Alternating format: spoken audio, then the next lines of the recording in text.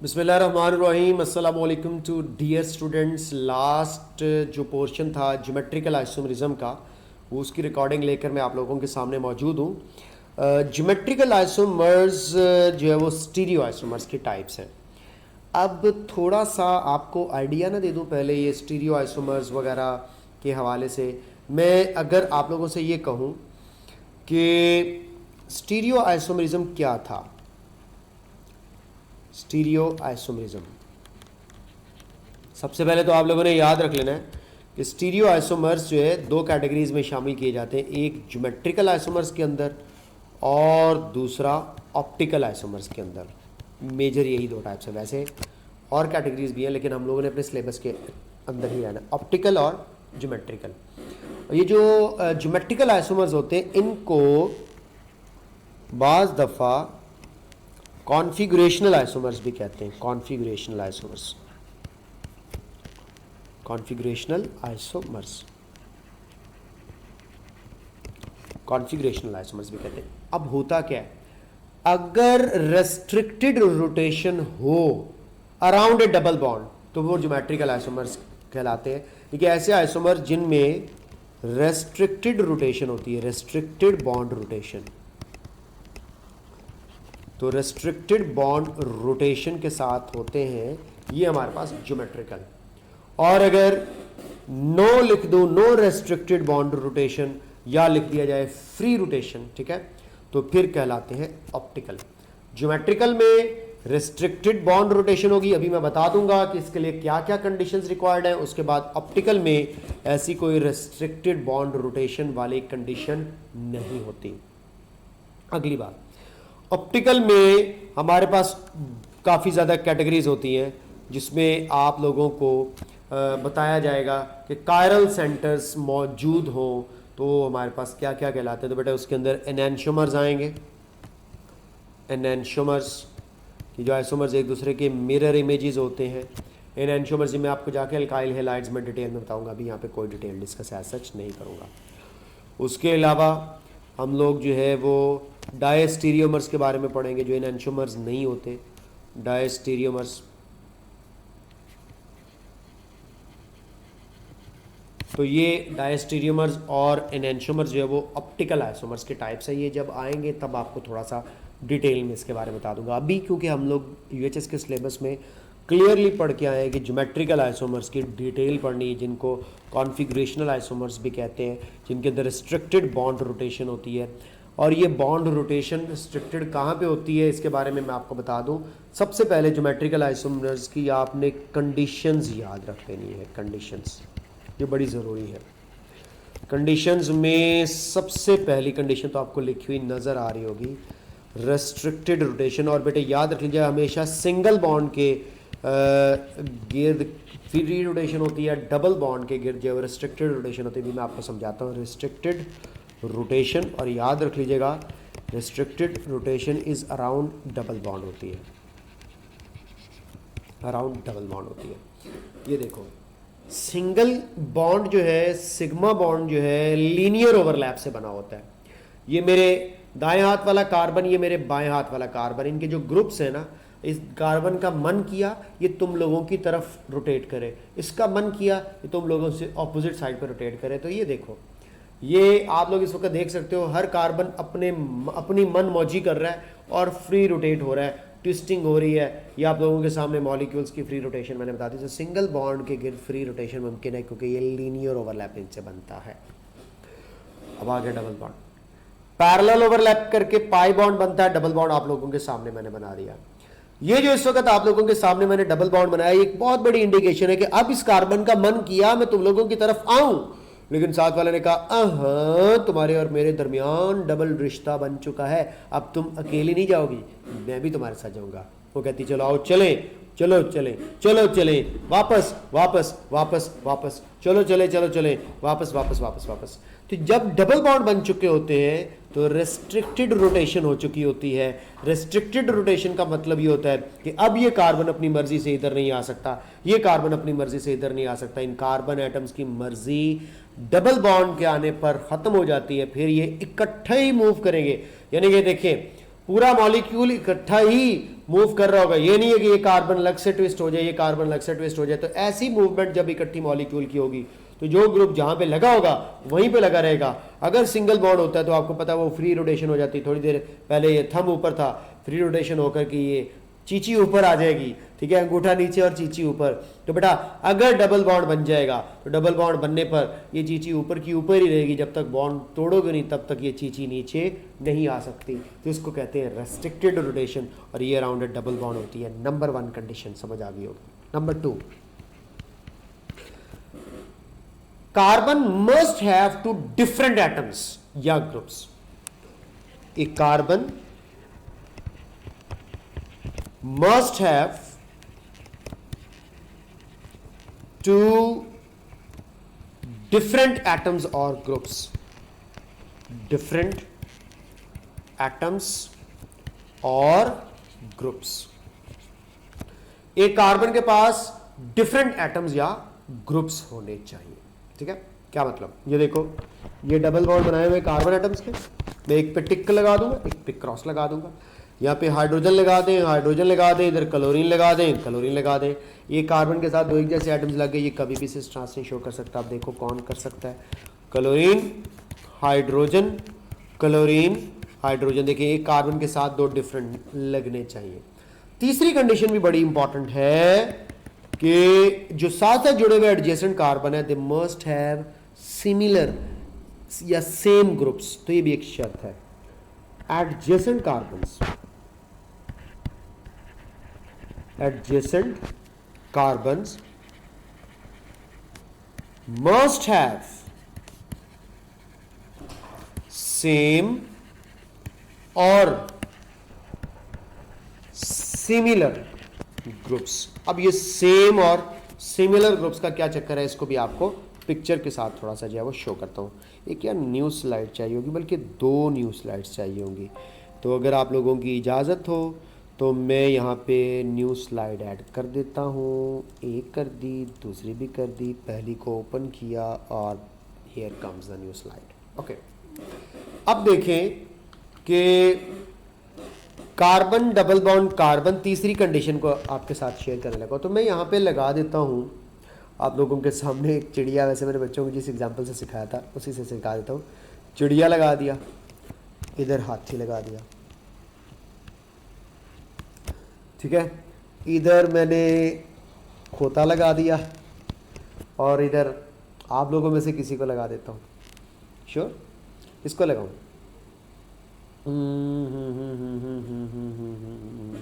वैसे मेरे पास क्लास में एक लड़का है, मैं उसके साथ बड़ा मजाक करता रहता हूँ, तो जमशेद को लगा देते हैं।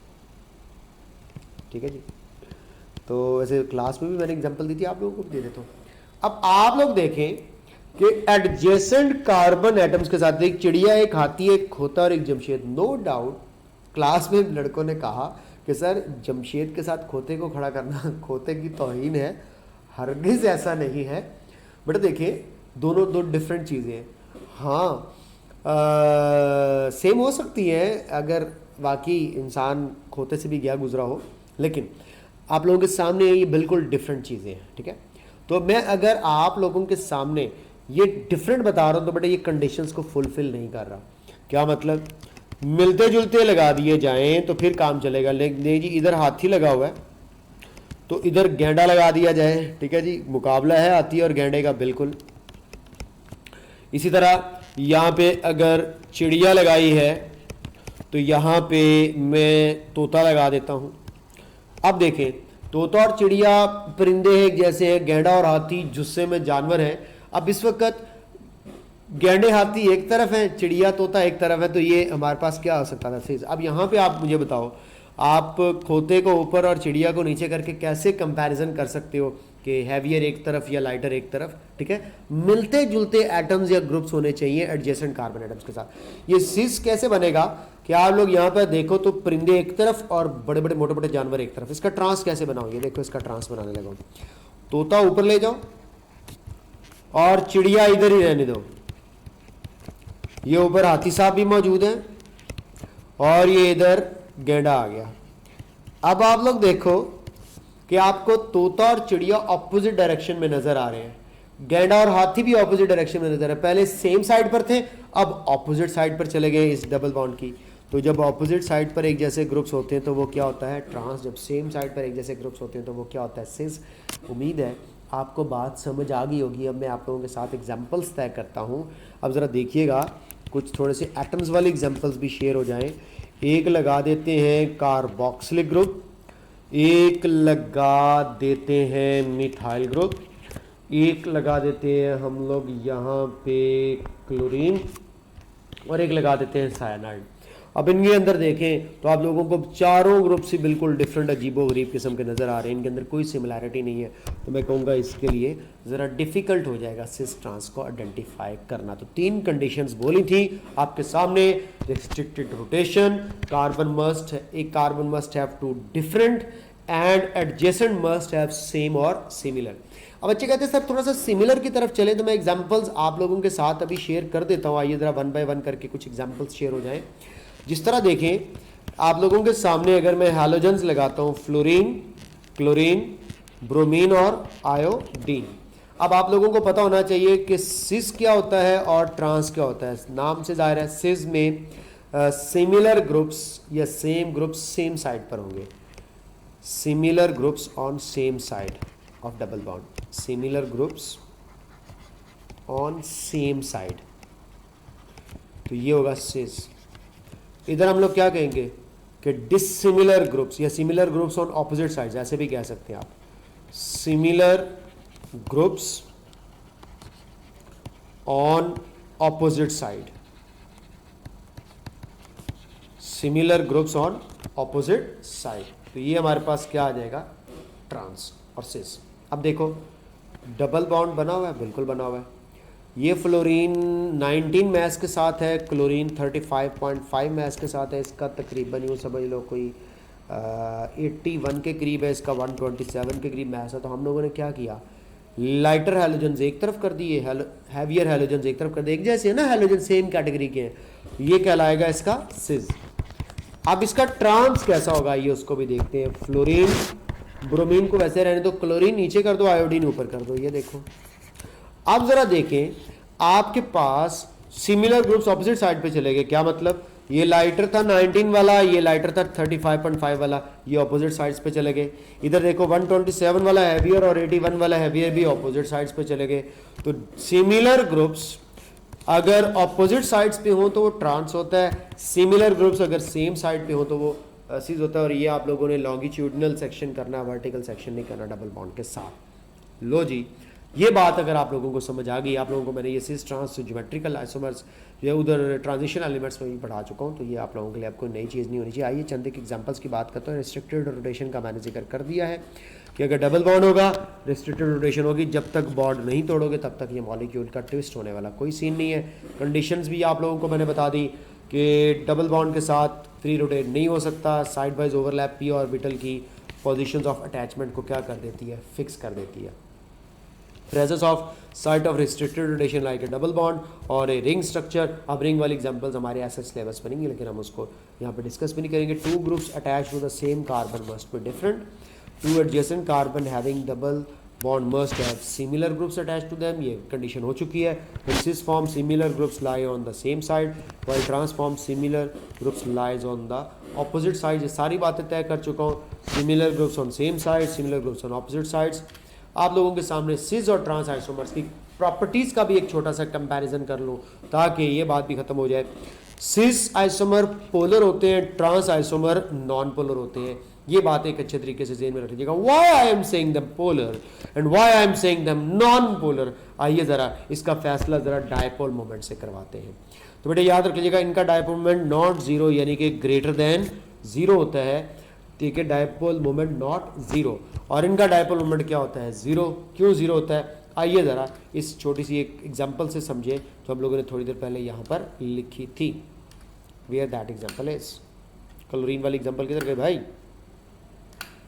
डाइक्लोरो वाली एग्जाम्पल। चले नई एग्जाम्पल बना लेते हैं यहाँ पे, नो इशू। ये देखो कार्बन डबल बॉन्ड कार्बन, इधर क्लोरीन लगा हुआ है, इधर हाइड्रोजन लगा हुआ है, इधर क्लोरीन लगा हुआ है और इधर हाइड्रोजन। ये कौन सा स्ट्रक्चर आपके सर, ये स्ट्रक्चर है।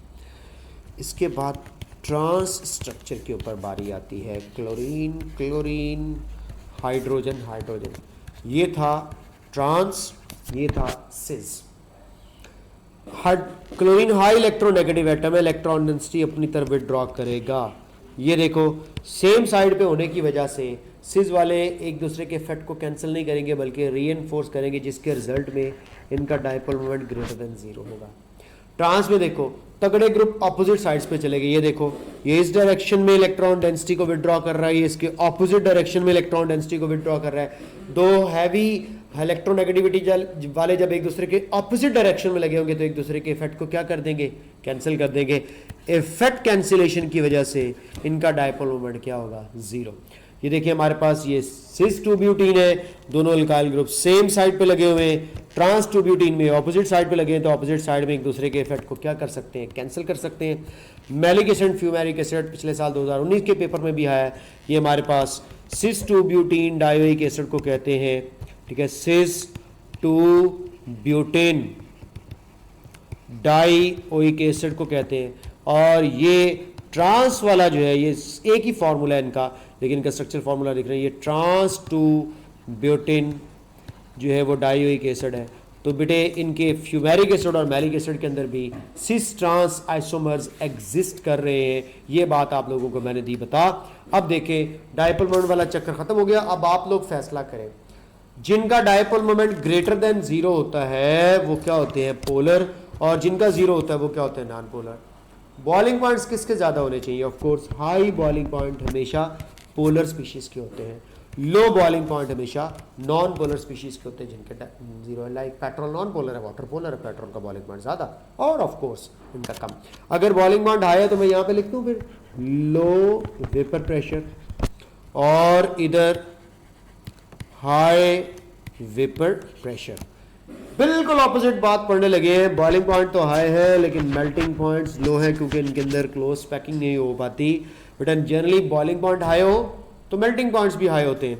इधर हाई मेल्टिंग पॉइंट होगा क्योंकि इधर क्लोज पैकिंग होगी। ट्रांस और सिस की क्लोज पैकिंग को भी जरा समझ लो, वो भी आप लोगों को मैं सिखा देता हूँ। ये देखो ये बल्कि मिथाइल ग्रुप्स जब एक साइड पे लगे हुए हैं तो आप इसके करीब अगर कोई दूसरा चीज लेकर आओगे तो उसके भी बल्कि अल्काइल ग्रुप्स इसके सामने आ जाएंगे। ये जरा यहाँ पे क्लोरीन वाला स्ट्रक्चर मेरे पास प्लेस है तो मैं आपको बना के दिखा सकता हूँ। ये देखो दो हैवी बड़े साइज वाले क्लोरीन एटम जब एक दूसरे के करीब क्लोज पैक होने के लिए आएंगे तो क्लोज पैक नहीं हो पाएंगे, दरमियान में गैप रह जाएगा।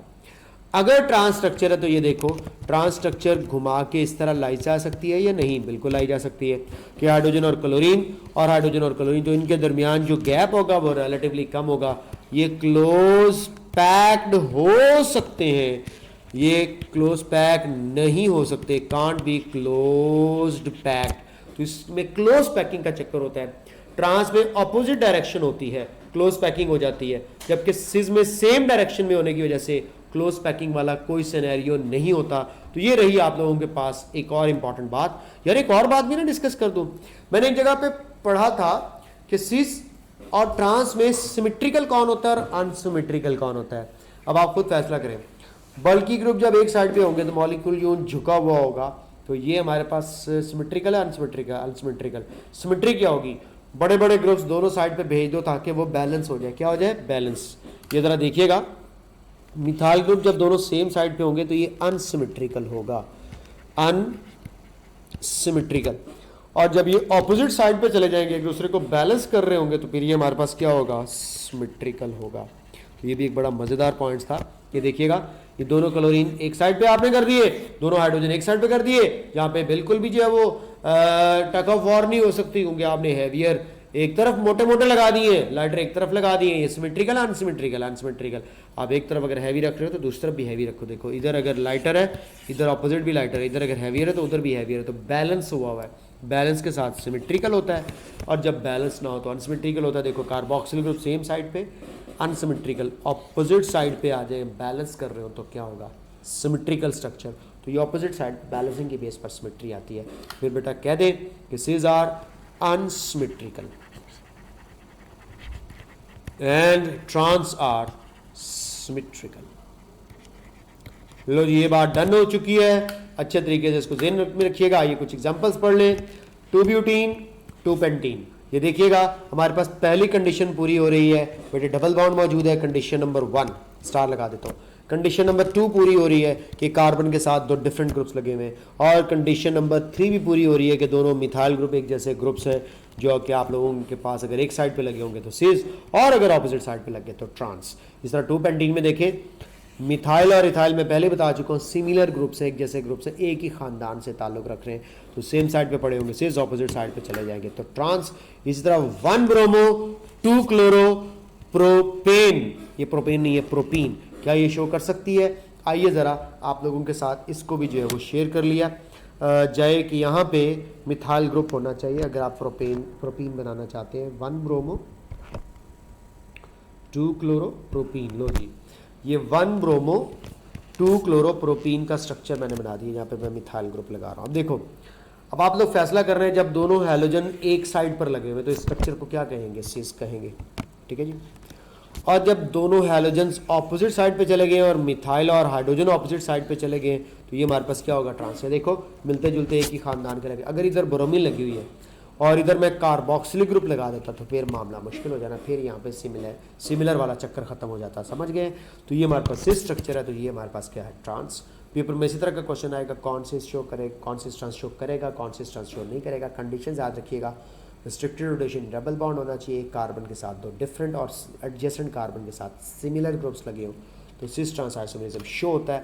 That is the whole story of this unit is completed. Next hydrocarbons के यूनिट के लिए अगली वीडियो देखिएगा। अपना ख्याल रखिएगा। खुदा हाफिज़।